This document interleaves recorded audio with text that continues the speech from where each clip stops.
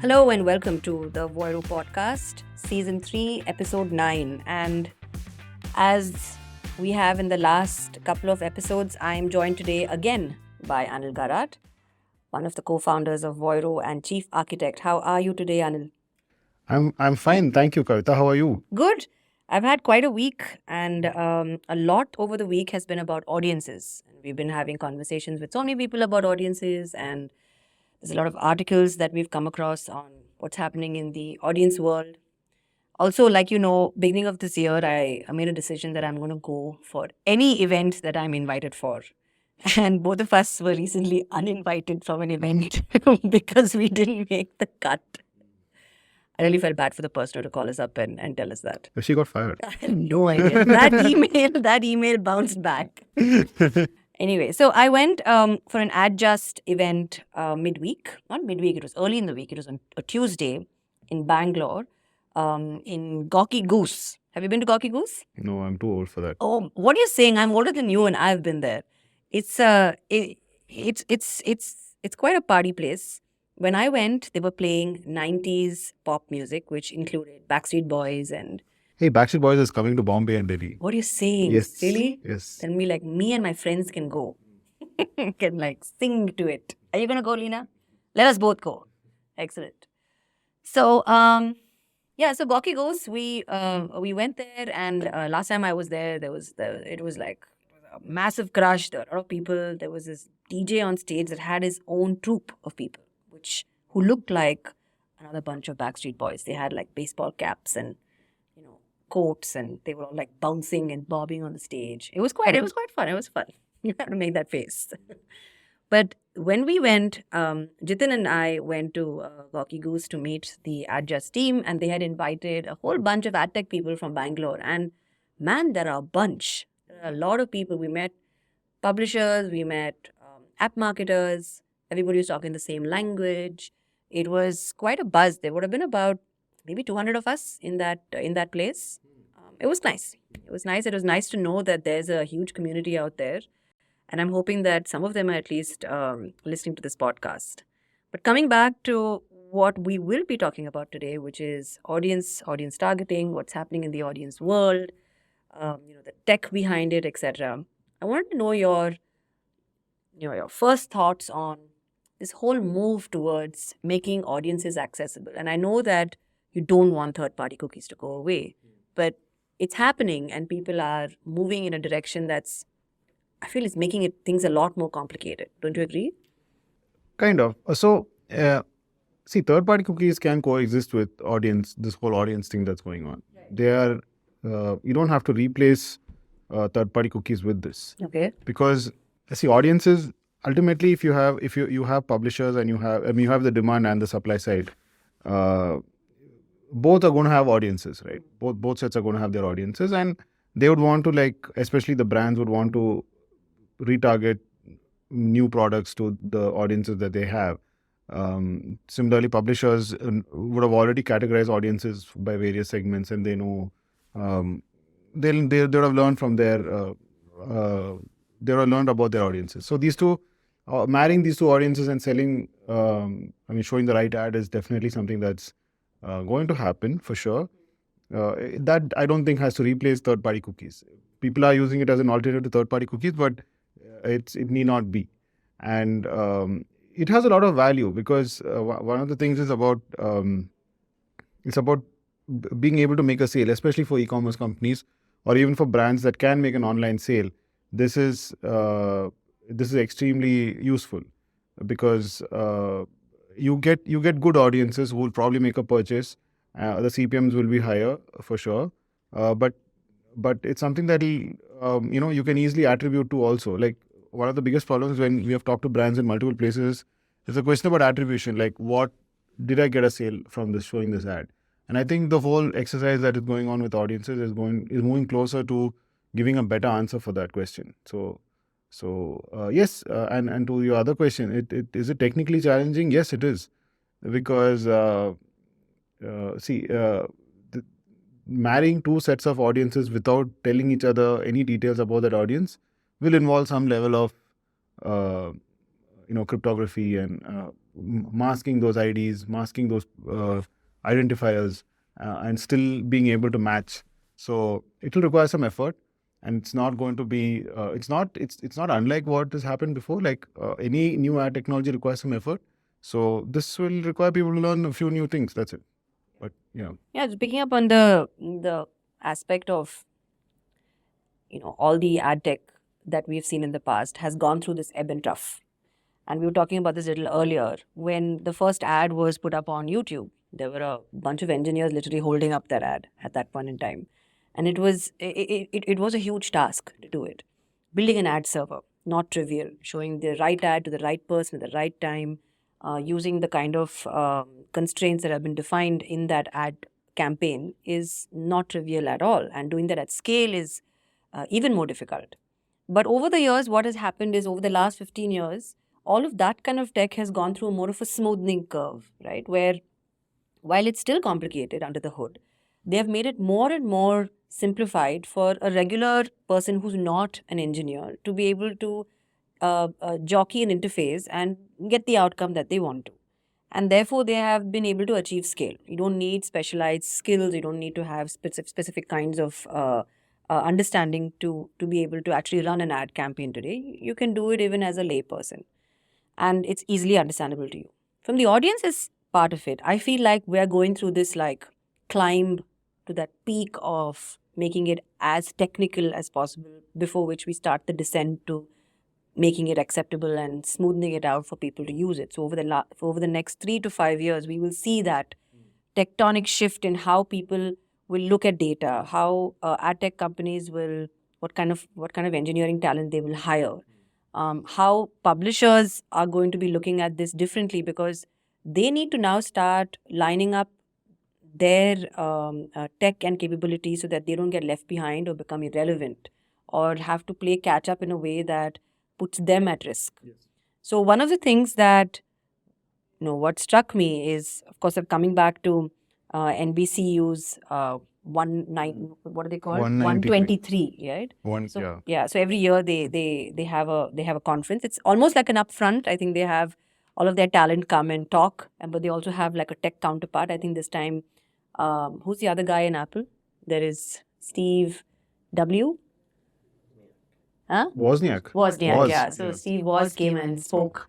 Yeah, he came and spoke. And there was Jimmy Fallon. So it was like an upfront. It was very entertaining, but it also had like a flavor of tech to it. And they announced a bunch of partners. And one of the people over there, Kelly Abcarian, who's the EVP of Measurement and Impact at NBC, she's been very vocal on LinkedIn as well. And I pinged you the LinkedIn article as well, and her write-up about what they are doing. Now, just put some color behind what they're doing, right? When I started off in advertising, there was always this effort put behind understanding the effectiveness index of an ad. I used to work at some point in time with Unilever brands, and so I was exposed to some level of what was known as their innovation funnel. It started with an idea and ended with an ad, right? And along from the idea, there was concept setup, there was product setup, there was research. Then you would come out with what would you communicate, who's your target audience, you do some more research, you would set up your ads in terms of a brief, and then there would be a brief challenge, then there would be a script, then you would make animatics, you would go to the sample set, you would try and find out whether they like this ad or no, and then based on that and based on the feedback, you would make some tweaks, maybe go back and get like a green light. Then you would go to the floors to create the ad in itself, and then it would get into various channels as advertisements. Now, there was a lot of importance given to the kind of emotional connect that an ad made. And one of the things that Kelly actually says in her, in her long LinkedIn post is that they'll never accept that content quality doesn't matter to audiences and advertisers, nor should it be treated this way by measurement providers, right? So when you say quality, they are trying to draw a huge difference between premium created content and UGC. And we've been seeing that TikTok and maybe YouTube Shorts, etc., have been running away with a lot of the advertising revenue, and it's all UGC content. And so therefore the kind of ads that are shown against it, the kind of ad call outs that are being made by influencers, etc., are really lacking some amount of emotion. Yes.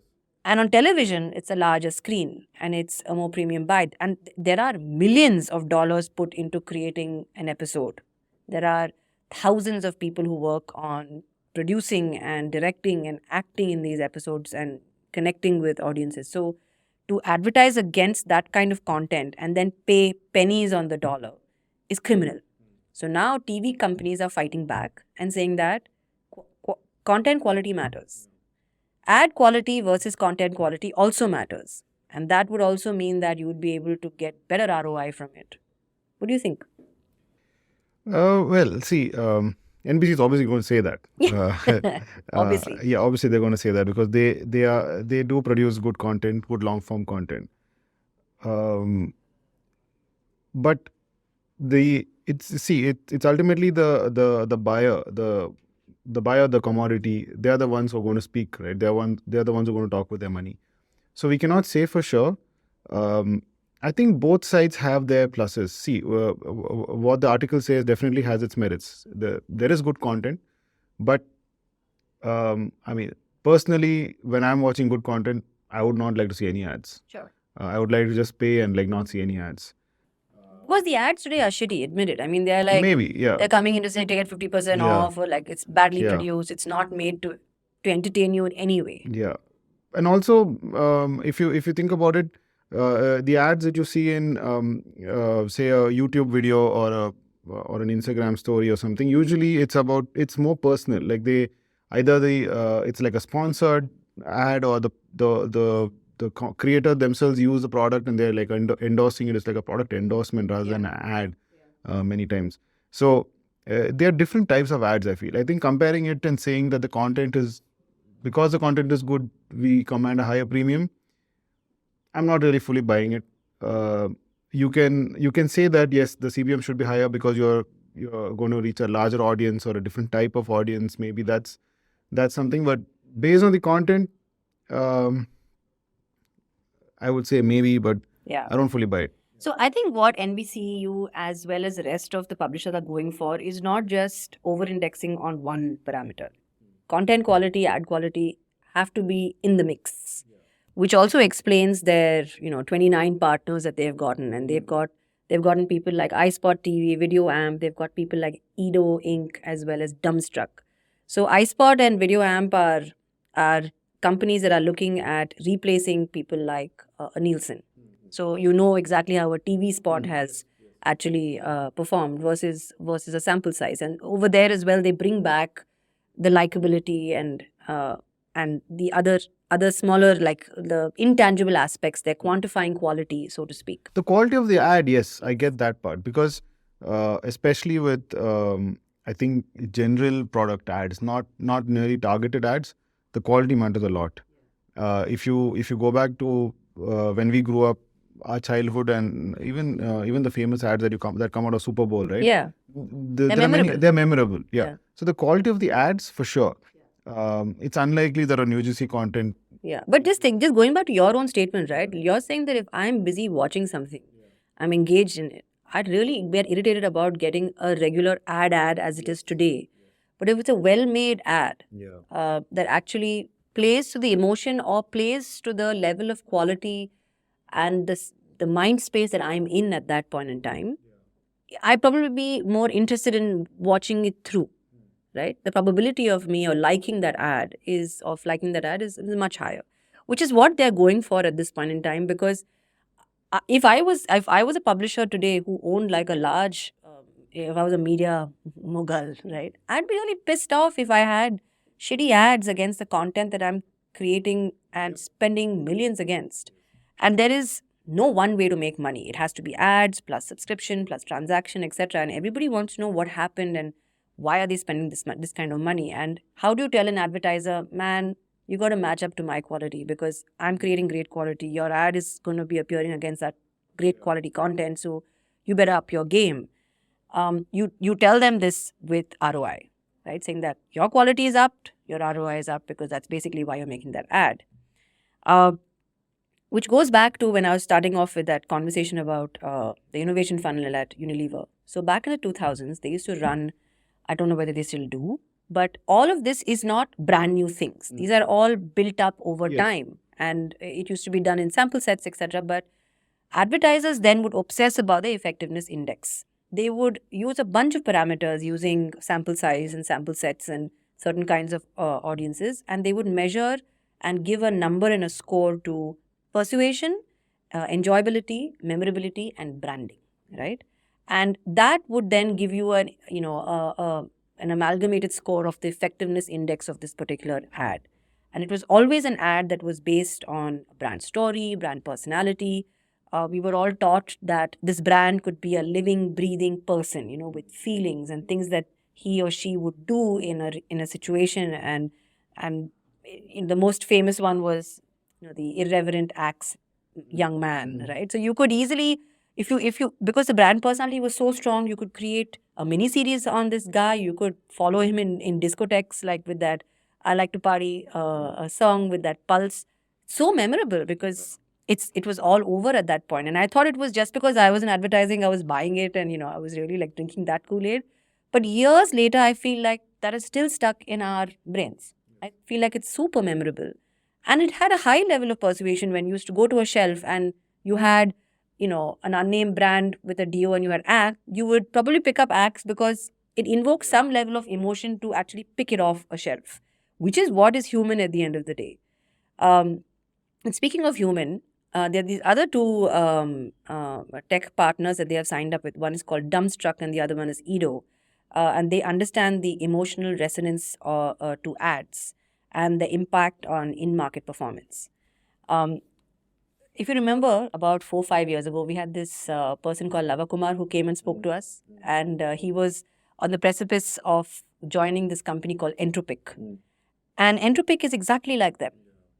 I thought they were hooking people up with some. I thought it was. I couldn't understand at that point in time what they were doing, and at one level it was too simplistic, saying that are you going to give like heat maps based on where my eye movements are, or are you going to be looking at what my brain waves are as to what kind of emotion is happening? Because I just couldn't understand it. It either felt too high tech or too simplistic at the same time.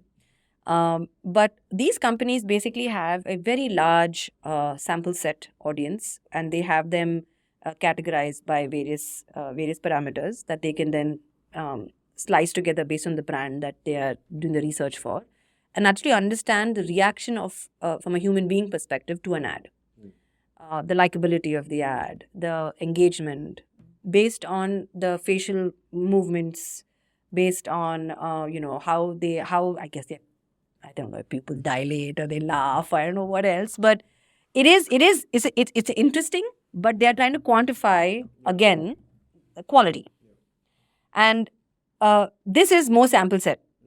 And so I wanted to make a point saying that sample set data is not going out of fashion. It's finding its place. It's finding its place in quality, and where it can be quantified to the level where you can take all data points, like what a video amp or an iSpot is doing in bringing back impressions and giving you unified data, also exists. So there are different kinds of data sets that are going to exist in the future that both publishers and brands need to start grappling with, which then begs the question, what is the workforce of a publisher, an ad tech company for the next 3 to 5 years going to look like? What kind of, engineering talent is definitely going to go through a renaissance. Yes. What are your thoughts on that? So I think things are going to be, they already are data intensive. It's going to get more data intensive because if you look at it, what's happening, right? See all these, one thing, like you said, one is the ad measurement post, there are some ads like this, which where the measurement is done post facto, like the sentiment analysis and all that, it can be done later. But there are others, especially when we are talking about the audience matching, right? Yeah. That's something that will have to be done instantly. Yeah. So just like how the ad servers of today make that decision of instantly showing the ad, these new systems will also have to do the same way. Will have to do the same thing. And going through, I don't know, the millions of users on both sides, matching it, figuring out what's the right ad, what is the audience, and what ad to show from a database. Also coming up with that data set of which ad to show to which user before you even make the request for the ad. It's a lot of data that needs to be processed, and you also need to process the data after the ad is served, because you have to keep track of frequency, how many times you've shown this ad. It's not like the ad servers of today don't do it, but this is an added layer wherein you have to match audiences across different people anonymously. So it's something that it will require really advanced data engineering, and I think in the ad space that's where we're going to go. And also the other part of it, wherein when it comes to moving away from, if at all we are all forced to move away from third-party cookies, then everyone will have to be on this. You will not have an option. I know that's getting delayed all the time, but right now, you see, I mean, we all know that everyone is trying something, but it's all very nascent. There's nobody's advanced too much in this segment yet, but it's going to happen. And at that point of time, you'll need like high quality data engineers. You will need even the publishers will have to have like good engineers, even the brands for that matter, to understand all of this. Like, what does it mean? Like, what is a clean room? I think I'm not sure how educated people are on either side to like make decisions regarding these technologies. And I think definitely a lot of data engineers will be required for this, data engineers and data scientists. Yeah. Speaking of education, I think IAB is doing a good job in putting up guidances and frameworks for us to understand what DCR is, a data clean room. And there are two things that GMAN forwarded us and made us aware of as to what IAB is doing in this space. One of them is that talks to the technical folk as to what are the actors, how do you manage this data, what all do you need, and the other one is the business side, which talks about demystifies what is a data clean room, how does a marketer actually use it to address his or her concerns. And it's a very, very good read, and we'll link it in the show notes as well. And this is something that you have to keep coming back to, because it's also a very long read, and it's also one of those things that's very heavy to read because it's all brand new information. What did you think about the way they're going about it? I know that I kind of like forwarded it to you and gave it to you last evening. And we've been talking about the kind of this wall of data that's coming towards, almost like a tsunami of data that's coming towards the entire ad tech space, and there is nobody in between shielding us from it. I mean, earlier there was a Google and a Facebook who was doing their job, yes, right? And they were simplifying it for us and making it as simple for us to use and utilize. But now, because of this entire regulation, not wanting to be monopolistic, understanding of the impact of holding and accessing PII, all of these new technologies that have come in terms of masking and hashing data and federated learning systems and all of these various pieces of jargon that have come in today, these two pieces that have come out, these two guidances that have come out are pretty useful. Did you go through it? Yeah, I did. So a couple of things. One is, I mean, you always have the option of going to Google or a Facebook. They're not going away. Right. And Google themselves have, they've recently released their own clean room technology. So you can always stick with Google. But the fact is that I think everyone is sensing that now is a good time to kind of break their monopoly. And nobody wants to miss the bus. And nobody's really sure who can kind of replace that. So it's good to go through these guidelines now and take action on it, because what IAB has laid out is pretty much what could be the future going forward in case this whole thing picks up. It was back in the day, right? Like cookies, for example. Cookies were never meant to be for advertising. They were meant to as a technology to track users from page to page. That was the only reason why cookies were. But to what gain? So I can go back to the previous page?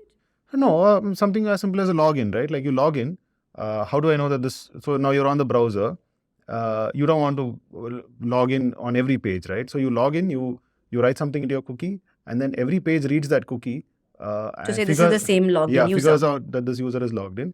And back in the day, cookies, had one fundamental rule that only the website that wrote the cookie can read from the cookie. But then we introduced third-party cookies, which is basically a website which is another website can also read the cookie, so long as it's a third-party cookie. So that's how they moved from that technology we move the TikTok technology and use it for advertising, right? So that's something very similar today for this.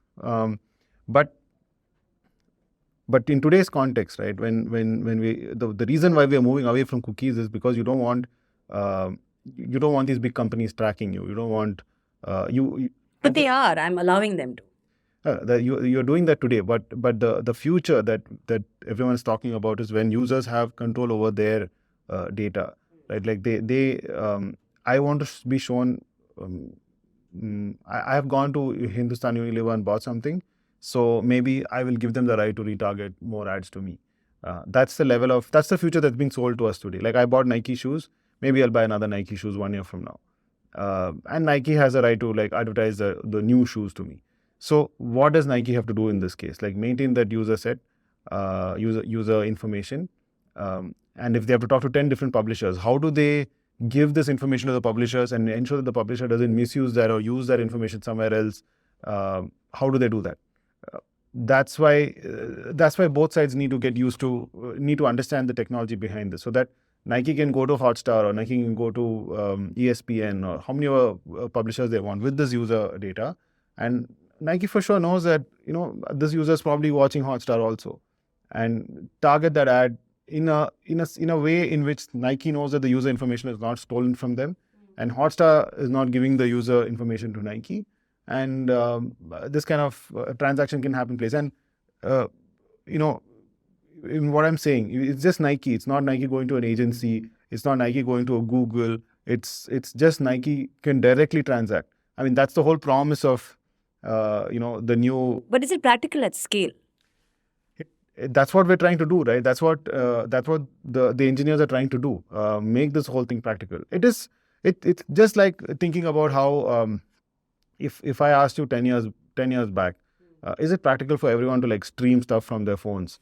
Like earlier when we had to do live telecast, you had that van with the dish on top of it. Yeah, now you just need a phone to do it, right? So the answer to any question or any question that says can, yes, it's if you can think it, you can do it. Yes, you can do it. So I think it's definitely a possibility, but if you read the article and from whatever we have discussed so far, it's not easy. It's painful for everyone. So is it really worth it? Is it really worth it is the question that everyone will have to answer. And also, how far into the future will this actually be really necessary? And based on the calls that everyone takes, the technology will happen or not happen, or become popular or not popular. Either way, today, I think it's a good time to experiment with these things. And I think everyone is experimenting with these things.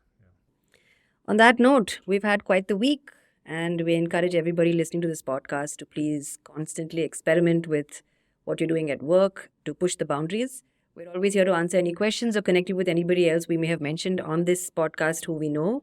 If you have any opinions on addressability in television, audiences, managing audiences, engineering questions, or engineering opinions on what we need to do as a fraternity, write in and let us know, or comment on our LinkedIn post. We're pretty prompt. Thank you for listening, and thank you, Anil.